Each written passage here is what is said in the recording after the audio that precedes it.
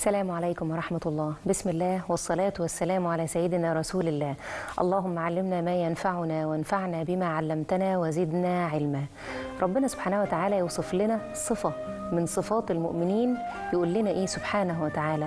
والذين آمنوا أشد حبا لله. ممكن أي حد يقول أنا بحب ربنا، وده سؤال فطري.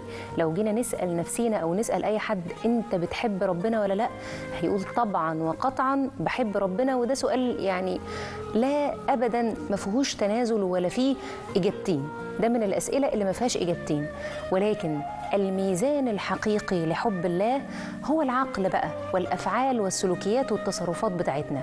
هل لو وضعنا كده الأفعال والسلوكيات اللي احنا فعلا بنعملها على ميزان حب الله، أيهما سيرجح، حبنا لله ولا السلوكيات بتاعتنا؟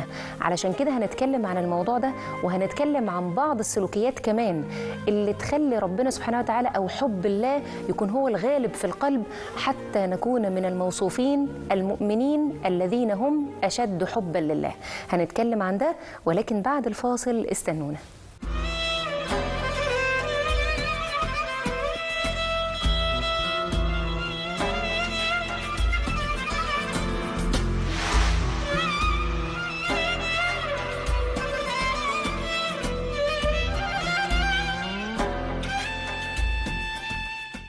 بسم الله، مكملين ورجعنا لحضراتكم بعد الفاصل، وبنتكلم عن قول الله سبحانه وتعالى ووصفه للمؤمنين والذين آمنوا أشد حبا لله. لو جينا دلوقتي نتكلم أو نسأل أي حد هل أنت تحب الله؟ أنت فعلا بتحب ربنا؟ الإجابة السريعة على طول طبعا بحب ربنا. السؤال ده لا يحتمل معنيين ولا يحتمل إجابتين، لأن احنا فعلا بالفطرة كده عندنا حب لله سبحانه وتعالى. ولكن الحب الحقيقي مش بس بالكلام، هناك أفعال وتصرفات ممكن فعلا هي اللي تجاوب على السؤال ده.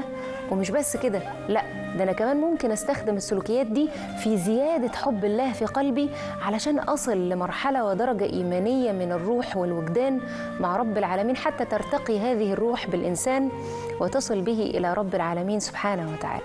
أول سلوك وأول ميزان نحط عليه قلوبنا كده إحنا بنعمله ولا لأ، هو القرآن الكريم. اللي بيحب حد بيحب يتكلم معاه كتير، وبيحب يتكلم عنه، ولو بس شاف كتاب ولا كلام هو كاتبه هيبدأ باستمرار قلبه منشغل بيه وعقله منشغل بيه، وباستمرار هيكون مداوم على التعامل معاه. هل احنا حالنا ده مع القرآن؟ خلينا نكون صراحة كده مع بعض وصراحة مع نفسينا. الأسئلة دي أنا أجاوب عليها بنفسي من غير حتى ما أتلفظ بيها بلساني، لكن ده ميزان لازم أحط عليه قلبي كده اللي بيقول أنا بحب ربنا على طول بشكل سريع. القرآن الكريم حالنا إيه معاه؟ سيدنا عثمان بن عفان كان يقول كلمة كده، يقول إيه؟ لو القلوب دي كانت طاهرة حقيقي ما كانتش هتشبع من كلام الله. حالي ايه مع الخلوات وانا قاعد لوحدي كده؟ بحب اسمع كلام ربنا ولا احب اسمع حاجه تانية؟ هل لما بسمع كلام ربنا، لما بسمع القران، يكون شغال جنبي اذاعه القران الكريم ولا حاجه؟ واذاعه القران الكريم دي بالمناسبه يعني قبل ما نكمل كلامنا، الحقيقه انا بعتبرها من الكنوز في بيوتنا كلنا، في بيوتنا المصريه. يعني هي اتربينا عليها كده من زمان، وباستمرار شغاله كده في الريسبشن ولا في المطبخ ولا واحنا شغالين في اي حاجه. الاثر الطيب فيها وربنا يجعل القائمين عليها في ميزان حسناتهم، دي كنز في كل بيت. الحقيقة قرآن يتلى آناء الليل وأطراف النهار، كلام طيب من العلماء، صلاة على سيدنا النبي، استغفار، كلمات طيبة، البرامج الجميلة بقى اللي موجودة في إذاعة القرآن الكريم، دقيقة فقهية وغيرها، وكمان الفتاوى اللي بنسمعها من العلماء وغيرها. يعني الحقيقة كنز في البيت إذاعة القرآن الكريم. حتى إن كانت واحدة من الحبيبات يعني تقولي أنا أولادي بدأوا يقلدوا أصوات المشايخ كده من كتر ما هي باستمرار شغالة. الابتهالات والتواشيح اللي في النص الأولاد بدأوا يقلدوها ويقولوا زيها من كتر ما هي يعني بتمر على أذهانها. وتقول لي أنا والله ما حفظتش القرآن إلا من إذاعة القرآن الكريم، طول الوقت هي شغالة الختمة المجودة والختمة المرتلة، وبدأت أقول وأتكلم مع المشايخ لحد ما حفظت القرآن كده أو بعض منه أو جزء كبير منه من خلال السماع من المشايخ طول الوقت. فنسأل الله عز وجل أن يرزقنا هذا الفضل، وما تحرمش نفسك، ما تحرميش نفسك إن يكون في إذاعة القرآن الكريم طول الوقت شغالة في البيت. يعني القرآن والذكر والابتهالات وأقوال العلماء خير كبير جدا جدا بلاش نحرم نفسنا منه. نرجع تاني لموضوعنا من القرآن الكريم، حالنا ايه معاه واحنا في عربيتنا ولا واحنا في البيت ومشغلين القرآن؟ بنتلذذ بيه، بنستمتع بالقرآن ونبدأ كده نتدبر الآيات اللي بيقولها بصوت أي شيخ أنا بحبه أو بحب أسمعه. حالي ايه؟ بحب أسمع قرآن ولا لأ؟ ولما بسمعه بتلذذ بيه وبيكون بالنسبة لي مصدر متعة ولا لأ؟ الحقيقة برضو من الحاجات اللي احنا برضو يعني ربطنا القرآن بيها، ربطنا القرآن بالأوقات المحزنة وبالأوقات اللي فيها زعل، زي المآتم والجنائز نشغله بصوت عالي قوي القرآن وقتها، في حين انه ما يشتغلش في أوقات تانية. جميل ان احنا نشغل القرآن ونتذكر ربنا سبحانه وتعالى عند الموت وتعظيم هيبة الموت وهكذا، ولكن ما بقيناش بنشغل القرآن إلا في هذه المواسم بس. لذلك بقى في ربط داخلي كده ما بين القرآن وما بين المناسبات المحزنة والأوقات الصعبة اللي بنمر بيها. فين بقى الأوقات المفرحة والأوقات اللي احنا بنمر بيها بسعادة؟ ليه مش بنربط فيها القرآن؟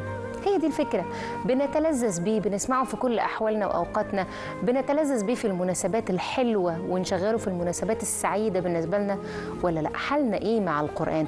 أنا دلوقتي سني قد إيه؟ هي برضو بنشوف إخواتنا وحبايبنا يبقى وصل لعمر كبير جدا، يمكن 40 أو أكتر، ولا شبابنا اللي لسه منشغلين في دراستهم ومنشغلين بحال الدنيا، وتيجي تقرأ القرآن أو تفتح المصحف تلاقيها لسه بتتتعتع فيه. طيب أنا عارفة إن اللي بيتتعتع في القرآن له أجرين عند رب العالمين، لكن في منزلة تانية اللي بيقرأه وهو ماهر بيه مع السفرة الكرام البررة. عايز تبقى مع مين؟ عايز تبقى مع اللي بيتعتع وليك أجرين بس، ولا مع السفرة الكرام البررة اللي هم بيقرأوا القرآن وهم مهرة بيه؟ بنتدبر كلام ربنا سبحانه وتعالى ونحاول نفهم مراد ربنا من الآيات، ونعرف إن كل إنسان مخاطب بهذه الآيات ولا لا. المخاطب بها مش بس العلماء، مش بس كبار القراء، لا، أنا مخاطبة بالقرآن وحضرتك وفلان وعلان.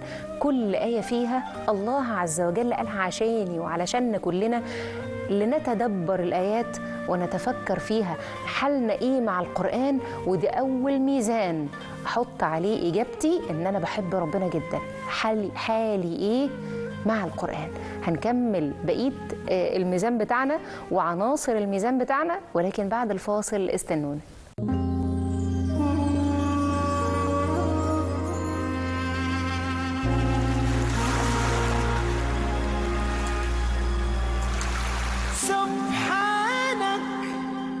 سبحانك اللهم سبحانك، ارزقني يا ربي بغفرانك، لا شبيه لصفاتك ولا ذاتك وآياتك وقرآنك. سبحانك اللهم سبحانك، ارزقني يا ربي بغفرانك، لا شبيه لصفاتك ولا ذاتك وآياتك وقرآنك. يا حبيبي يا حبيبي يا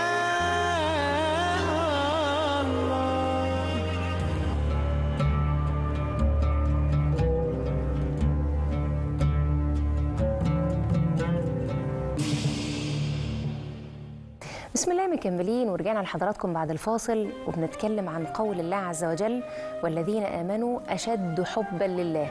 والإجابة السريعة اللي كلنا بنجاوب بيها أول ما نتسأل السؤال ده، هل إحنا بنحب ربنا؟ فالإجابة السريعة طبعا وقطعا أنا بحب ربنا جدا، لأن هي دي الفطرة اللي ربنا سبحانه وتعالى خلقنا عليها. ولكن الميزان العقلي والسلوكي لحياتي كلها، هل فعلا بيدل على ده؟ ولا في حاجات بتقول كلام تاني؟ سلوكياتي بتقول اللي في قلبي ولا سلوكياتي بتعبر عن شيء تاني؟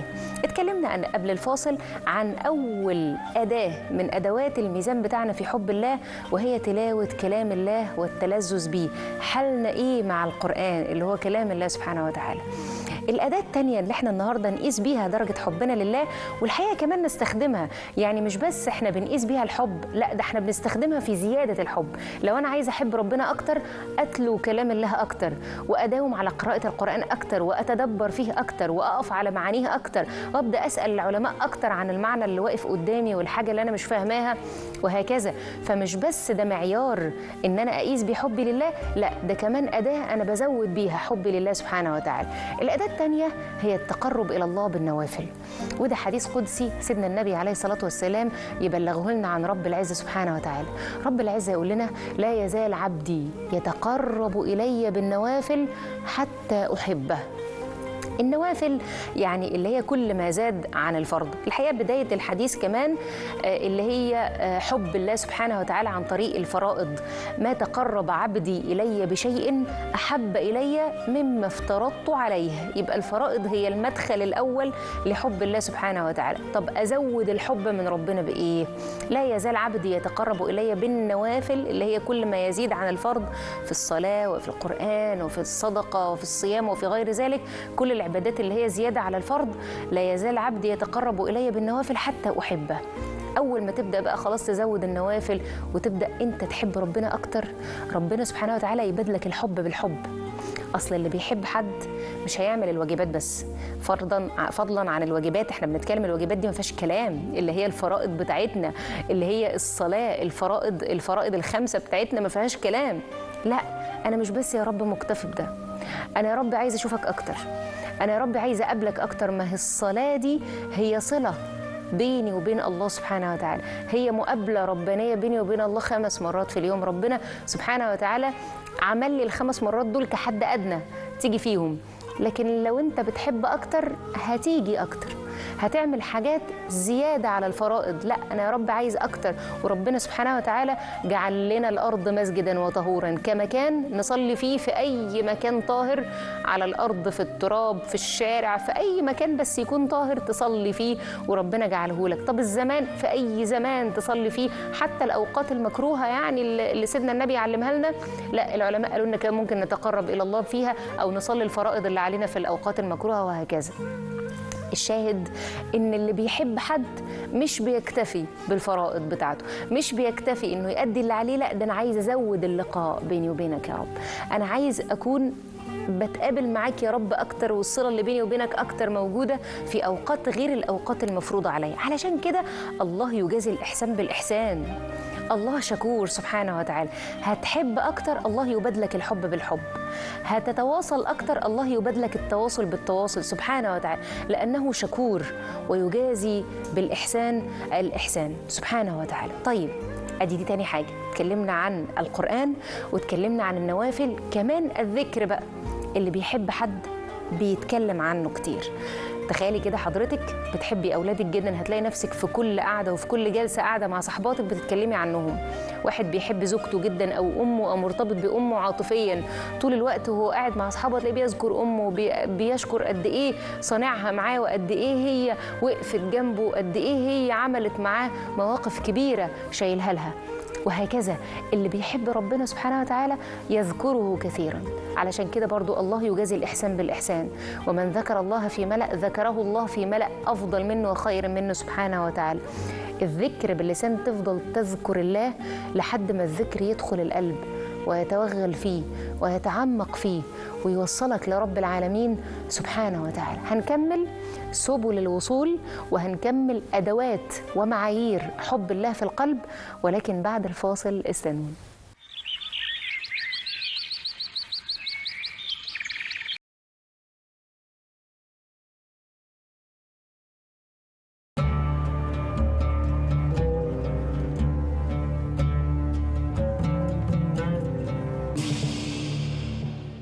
بسم الله مكملين ورجعنا لحضراتكم بعد الفاصل، وبنتكلم عن المعايير والمقاييس اللي بيها أقيس درجة حبي لله سبحانه وتعالى.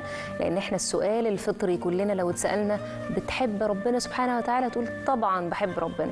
فيلا بقى نحط كده الأفعال والسلوكيات بتاعتنا وكمان الأفكار والمعتقدات اللي جوانا نحطها على ميزان حب الله ونشوف أيهما يترجح، الإجابة السريعة طبعا بحب ربنا، ولا السلوكيات والمعتقدات والأفكار اللي جوايا هي اللي هتجاوب إجابة أخرى.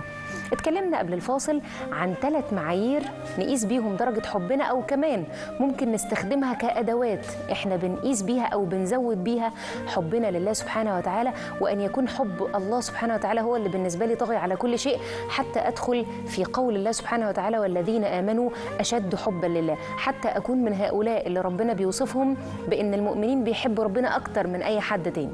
كمان في ميزان وفي معيار مهم جدا، إن احنا نشوف البر والإحسان من الله في كل السلوكيات وفي كل حاجة. في ناس كده لابسة نظارة سودة باستمرار وشايفة زي ما بنقول بتعبيرنا المصري يعني نص الكوباية الفاضي، دايما بينظر للنواقص ومش شايف عنده أي نعمة خالص.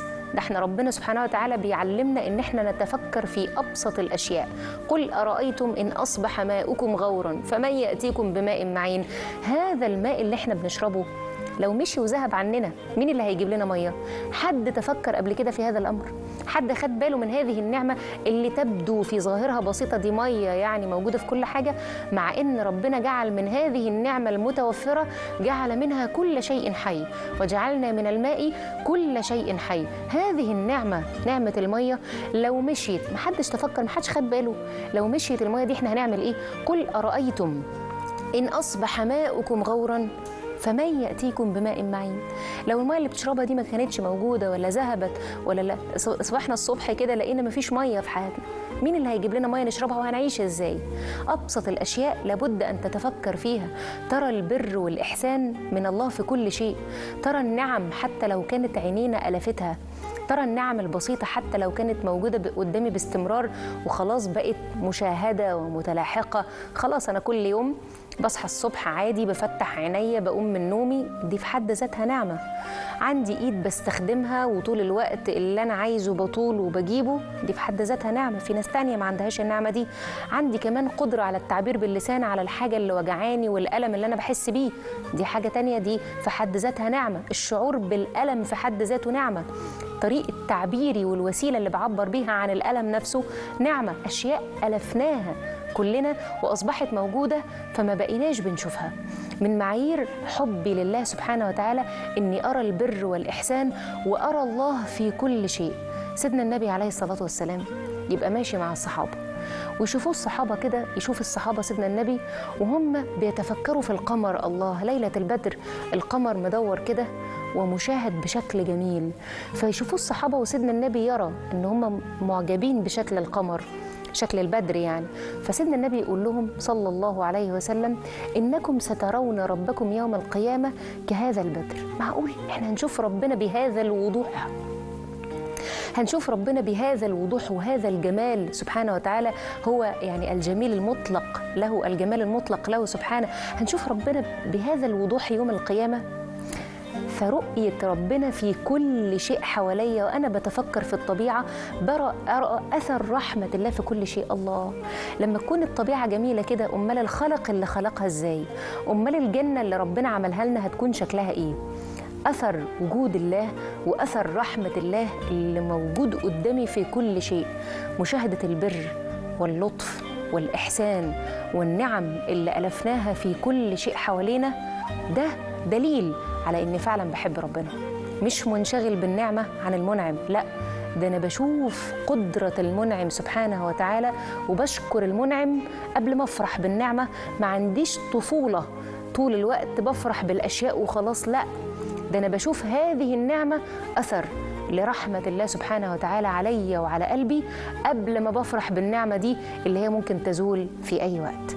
هنكمل كلامنا عن معايير رحمة الله سبحانه وتعالى أو عن معايير حبي أنا لله حتى أدخل في قول الله والذين آمنوا أشد حبا لله، ولكن بعد الفاصل استنونا.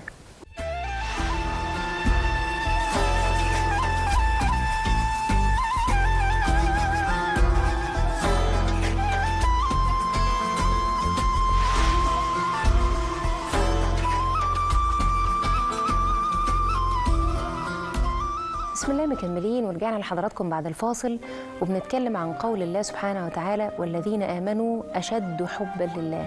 هل فعلا إحنا أشد حبا لله ولا بنتكلم بس وبنقول إن إحنا بنحب ربنا؟